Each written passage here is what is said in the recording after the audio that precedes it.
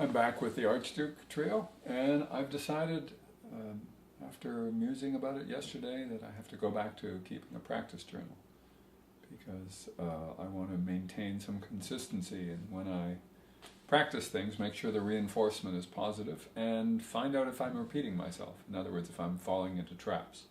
So I want to make sure that what I learn, it seems to be breakthroughs of the moment, aren't just breakthroughs du jour, but actually sustain me through next week when I have a performance. So I'm going to go back to my famous triplet with shake section from the exposition of the Archduke trio of Beethoven.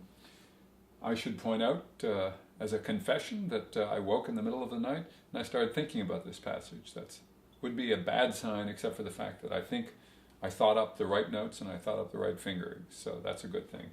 I visualized it right. So I heard the B flat arpeggio, and then I remembered the D major arpeggio, and then the A7th, and finally the G. So maybe that's a good thing. Anyway, I'm just going to reinforce the notes right now, stone cold, and I don't want to try to press my luck. So I was reminded in my evening thoughts, because I've been trying to discriminate between where I use fourth finger and where not. I have two instances in which I tend to use fourth finger. One is when there's a span of a fourth, which makes perfect sense. The other is when I'm going from white to black, over the span typically of a third, of some sort of third. So I want there to be a certain orderliness in my mind about when I expect one thing or another. So, fourth finger, fourth finger.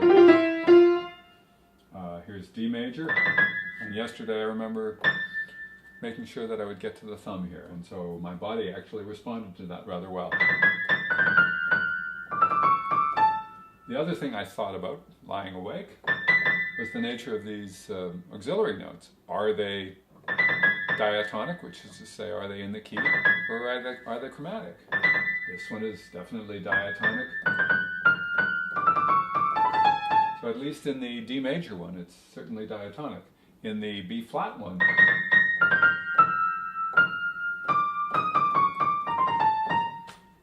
so I should have told myself that a long time ago. In other words, within each of these arpeggios, the choice of the auxiliary note that Beethoven made was to keep it in the key. Let's see.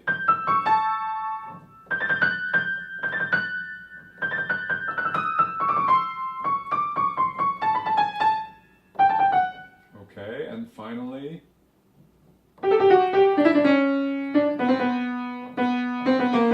he's consistent all the way across the board. So that way I'm able to feel that there's nothing arbitrary about his choices. In other words, what he saw and his motivation in choosing those particular notes, I get. So now that I get it, that's an extra means of my passing judgment on what those notes are there.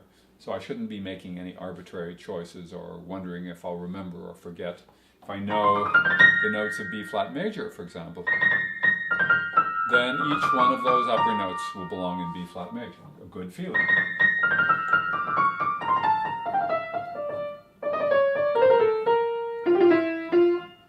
To one, okay. Fourth. This time I'll try it with the dynamic contrast. I know I'm way under tempo, but I just want a reminder of that mood change. D major, fourth finger for the fourth descent.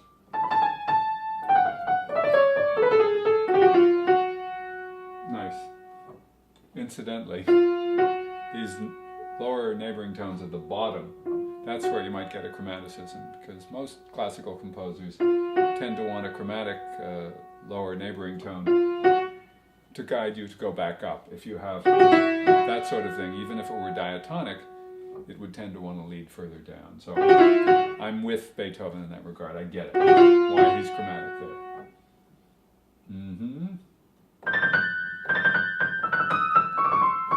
And this is the one where I tended to anticipate fourth fingers too often. So uses third, uses fourth for the white to black, uses that little whole note step, third finger, third, again, fourth, and fourth. So it's the only time that I get fourth twice in a row. Once for the tritone, whoops. First for the white to black third, then once for the tritone from black to white. So 4-1, 4-2, 4-2.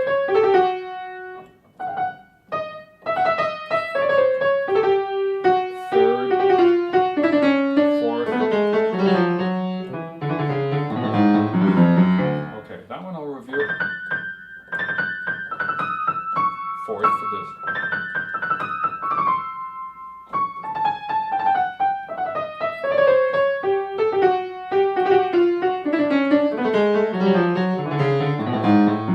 That's a long one.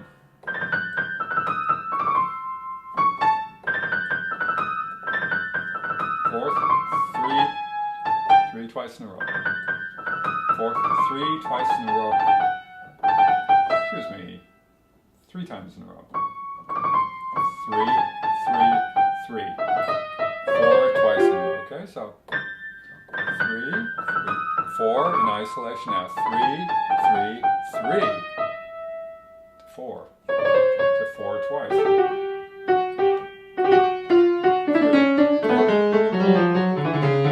Okay, and then it's just like the D major one, the first one.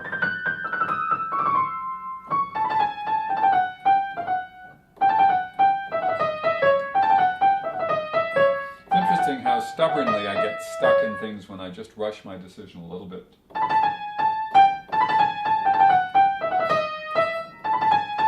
So 3, 3 with the compressed hand, and 3 one more time. So it's descent of a third, descent of a whole tone, descent of a white third, then the fourth twice in a row. Then back to standard D majors. 3, 3, 3, 4, 4. Standard. Nice.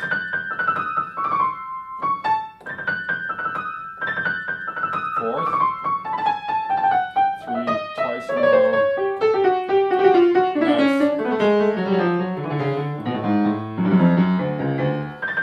Forte. I'm just adding an element. When you add too many elements, you have to think of too many things all at once. I have a little concept I call the principle of layered complexity, which is roughly that if you have a complex demand, you can usually peel it like an onion. You can find the different layers within it, each of which reaches the point where you can reduce it to the point where it's a simplicity. So in other words, you want the demand to be simple. For example, I could be dealing with the rhythm of this section, but the rhythm is recurrent. So I've already decided I've conquered it. It goes doodle-da-da-da, over and over and over again. I've dealt with the harmonic issues. I've dealt with the rhythmic issues, with the fingering issues, with executional issues, and now with dynamic issues. So if I add a dynamic issue, for example, I don't want to be fighting a lot about what are the notes, what is my harmonic justification in choosing these notes, what are the execution elements. Because the moment I add one extra layer of complexity beyond what I'm capable of executing with relative ease and in a fairly automatic fashion, at that moment I've overwhelmed my system. And it's easy to tell because there'll be a sort of an emotional clenching. So I want to be able to say, if I'm going to practice this alternation of piano, forte and piano bars, then I'm not worrying too much about the other stuff. So soft, big, soft. Okay, so as you can see, the reinforcement's been good. I did this yesterday and I thought about it, and whatever I thought about, it's a good solution. It satisfies me intellectually and is tending to guide me so that I don't have to think about all the notes. Soft.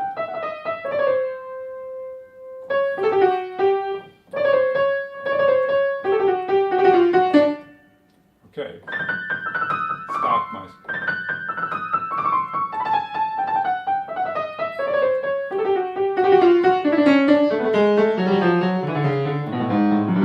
I don't think that was perfect, but it was was close to it. Fourth.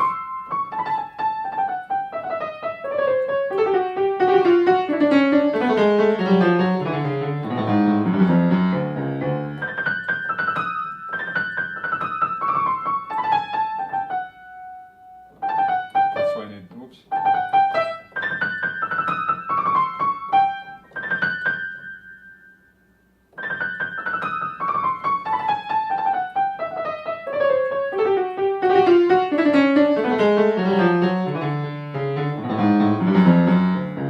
Several obvious variables that I haven't added. Number one, my left hand hasn't been playing.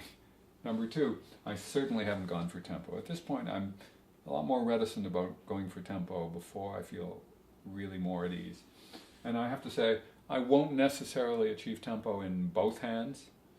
If the complexity of playing two hands reduces my ability to feel an easy sense of tempo and fluency of gesture in my right hand, then I won't do it. I want to find that fluency regardless. The left hand itself is not going to contribute to a sense of tempo difficulty.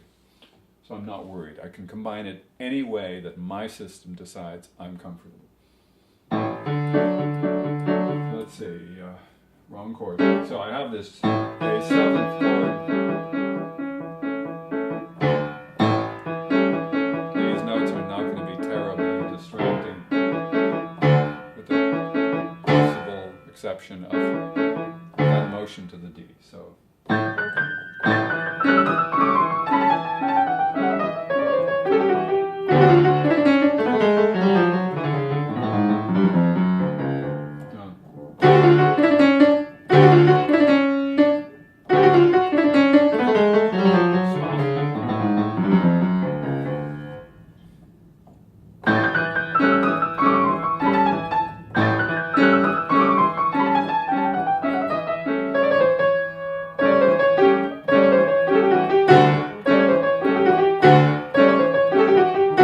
Practicing those transitional moments where I've tended to get stuck. 4, 3,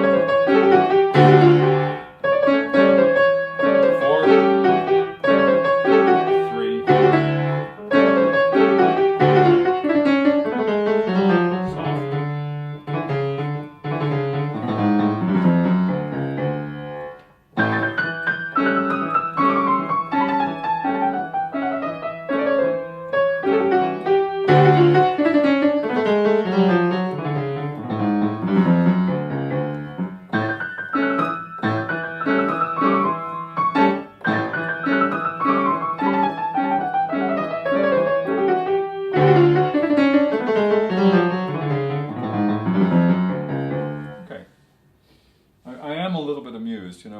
Whether or not I'd like to demonstrate how easy it is and have it all fall into place after one or two efforts, or to show how difficult it is to show that I am a mere mortal and can struggle like anyone else. The truth is somewhere in there. I am hyper self-aware because I'm doing this taping and I'm talking about it and I'm pondering it, but at the same time I recognize that some of these traps are of my own making. I trap myself because I don't do what I say I'm doing. In other words, I don't think clearly, or I push too quickly, or I combine too many things. So that's amusing. I hope it's amusing at least. I always that's one of my rules of thumb, that curiosity trumps frustration. In other words, when you feel the frustration of the results not being what you expect, then you have to ponder, why on earth am I not getting the results I expect? And then your curiosity should tend to make you investigate a little further, analyze a little further, something about your attitude or your solution or whatever. And that's where it gets kind of fun, this whole learning process. Teaches you a lot about yourself, incidentally. Whoops. Like, be sure to start on the right spot. I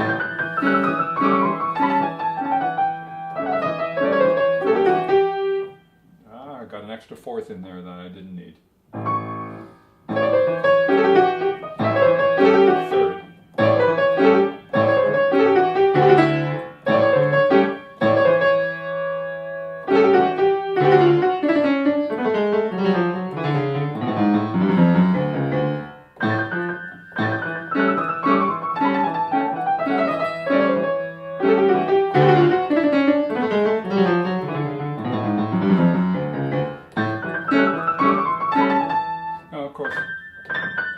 What's written is shake and 2 more triplets.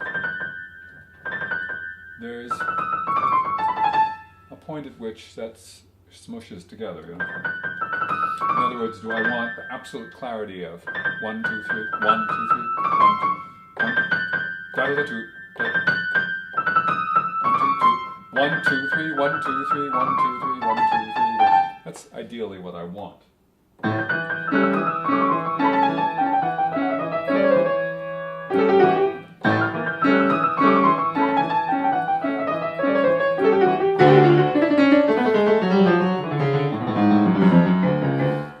Okay, in terms of long-term planning, I think my ability to play it with that degree of confidence and accuracy takes precedence right now over speed, because the speed is tending to get in my way. So I'm going to back up to the B flat and see if I can get something similar to that result here.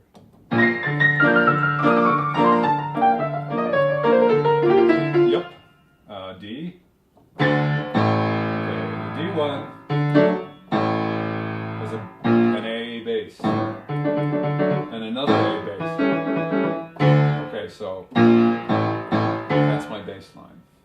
So this is the root, this is the fifth, here's the root of the A7th chord, and then there's rival harmony. So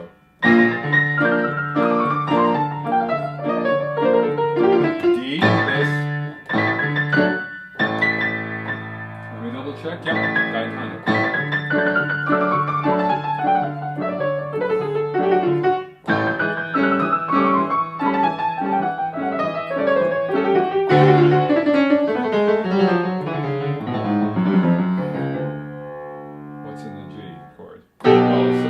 Things that are interesting about the G chord. One is, rather than going up to this register, first notes of the first three arpeggios are way up here. The G, after the, it's just to the middle of the keyboard, and it's not nearly as far as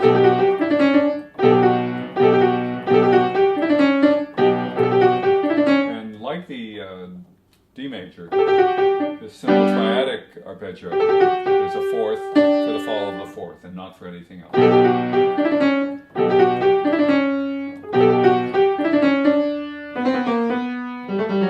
Well, I've misdescribed that because I think in D major, because of the white-black relationship, I have a fourth finger that I use to get from a white to a black third. Whereas in G major, the two-thirds are both white to white, so I don't need the fourth finger. So I have to remind myself of that. Third, fourth, just for the fourth interval. Silly nomenclature we have, isn't it? Fourth, third, fourth. There we go. So.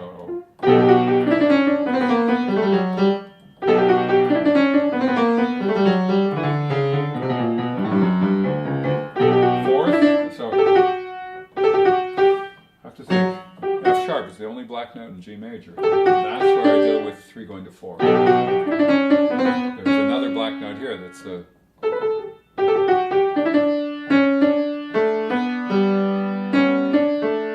in the key signature here. It's a lower neighboring tone, chromatic neighboring tone.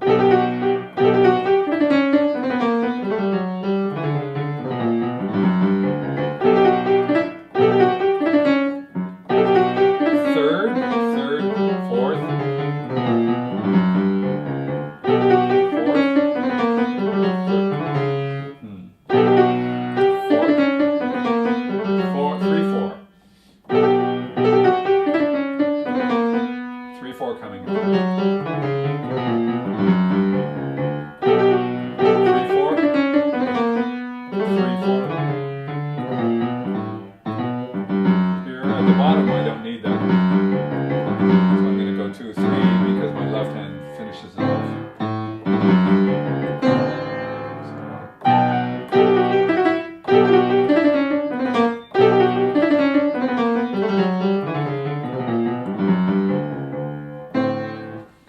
go back. D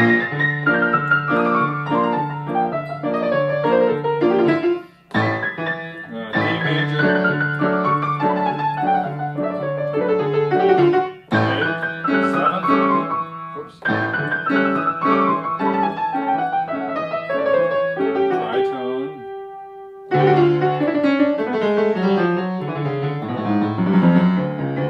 whoops, octave too high, 3rd,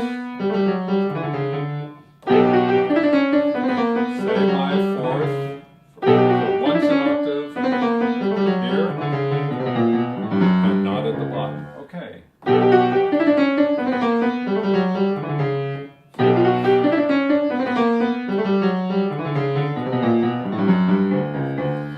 It's easy to get nonchalant. That really suckers you into a false inconsistency.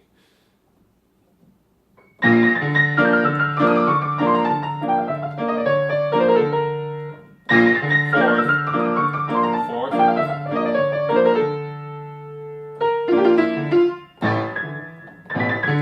Okay. Got a little nervous on the transition.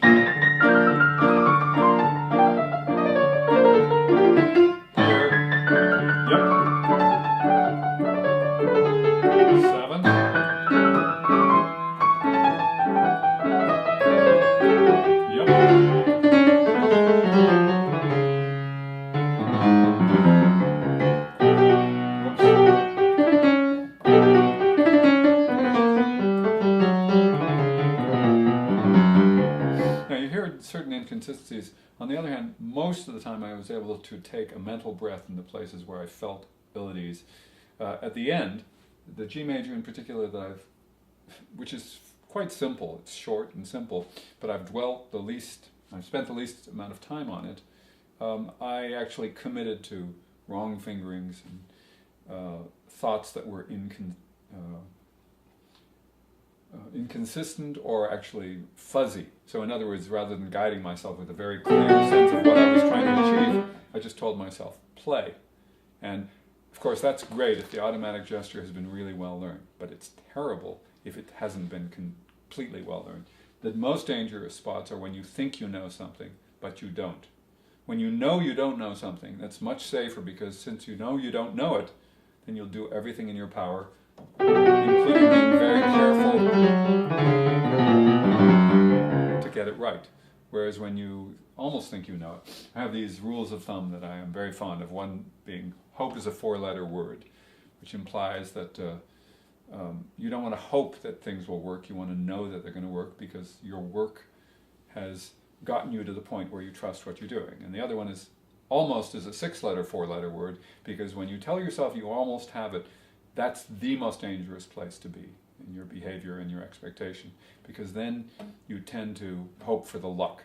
You think you're just good enough that maybe if you're on one of your best days it'll work, whereas in fact that's the most tantalizingly close and most likely opportunity for you to fail instead. You need to go over the hill, you need to be sure that you understand fully why you deserve it to work fully well. So here's G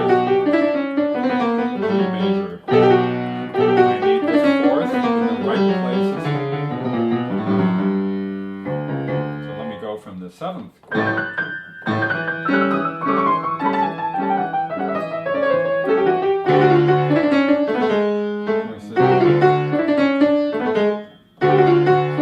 Now I'm anticipating the G major, because in the 7th chord it's actually a section where it goes 7th chord, 7th chord, resolves to D major. Then it goes, incidentally, once back more into the fray to play G major. And I conflated those two things. And I hope I have wised up. This is going to go to D major here. Now G major. Well, I'm still putting in too many 4th fingers.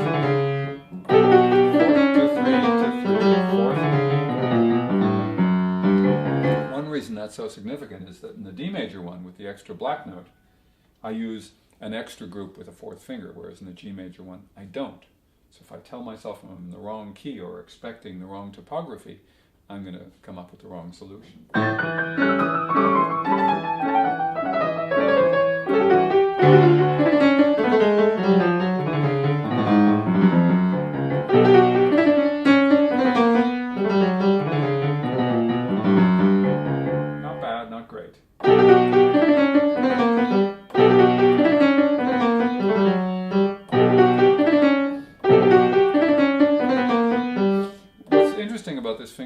these fingering choices in G is, it feels so darn arbitrary. It's not, but when I get to those places where I could execute fourth, but I want 3, I have to really, really remind myself of them until it becomes automatic. 3, 4, 3, 4.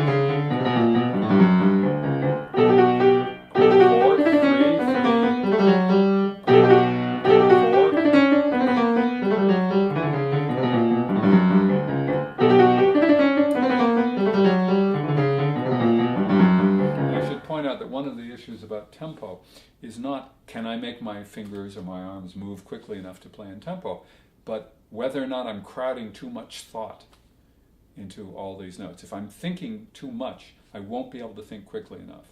I can always make my fingers go faster than I can make myself think, or at least to make myself articulate those thoughts. So it's important to know when my thinking or my expectation of room to think gets in the way of my execution. So.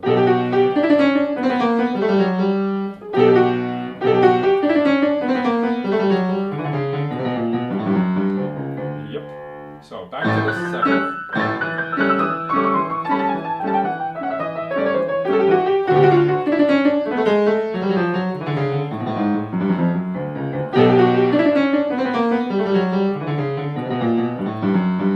I don't know if that was perfect. It was close, but it made me feel better, so I'll do it again. Especially, I liked it up on top here.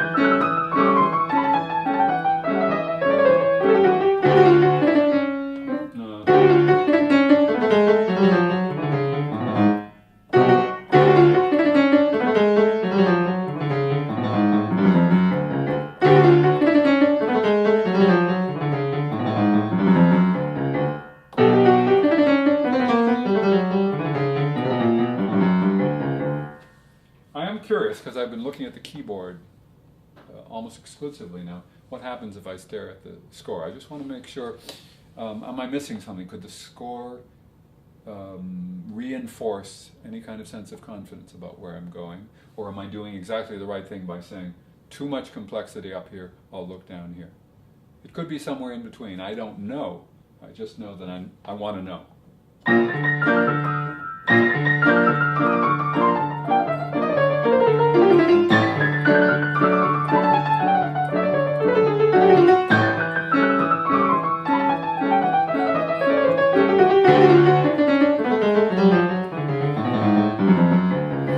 Interesting, because I actually felt that I was able to notice just what details I needed to help guide my behavior to get it to feel confident.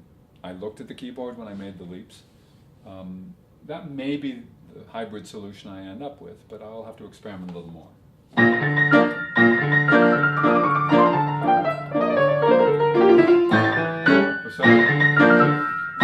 Well, if I'm going to miss those big leaps, of course, I need to prepare more in advance. I need to look more in advance.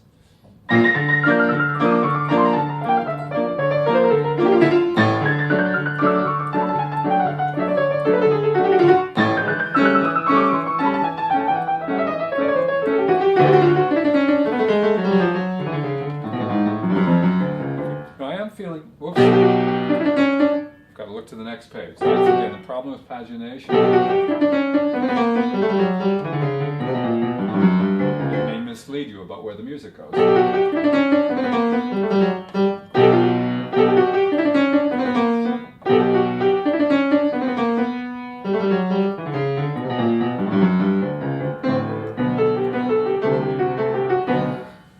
Okay, I think for a while longer, and I will notate that to myself.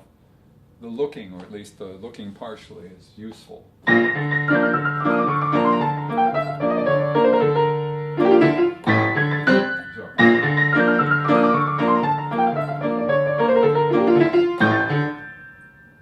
A, tell yourself A. A.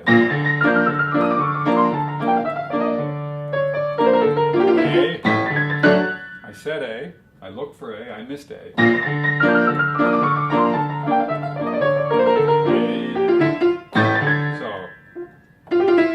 Advice to myself is approach the keyboard directly. Move in on it.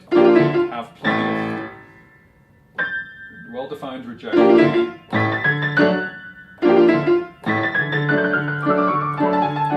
Right.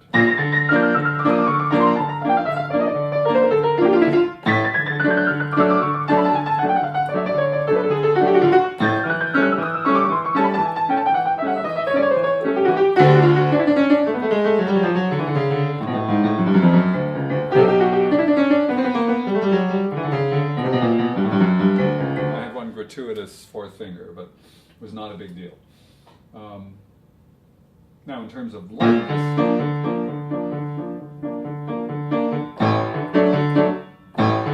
first thing I want to make sure that I can walk along the keys enough here so the left hand won't in any way overwhelm now.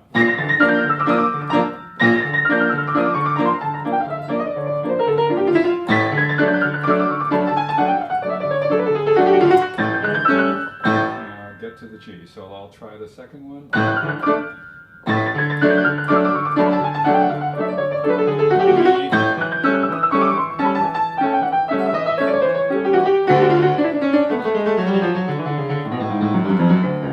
Well, as I, whoops.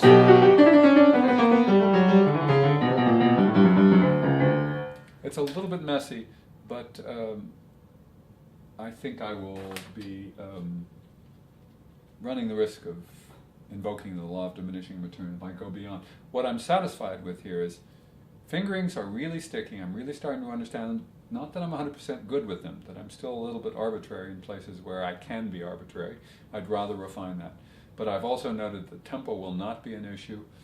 Execution will be smooth and easy. It just requires some reinforcement at this point. So I will come back to it. I will probably come back to it later today, because the discoveries I made today, the advancements I made today need some reinforcement, just not now, because I don't think I would benefit from right now.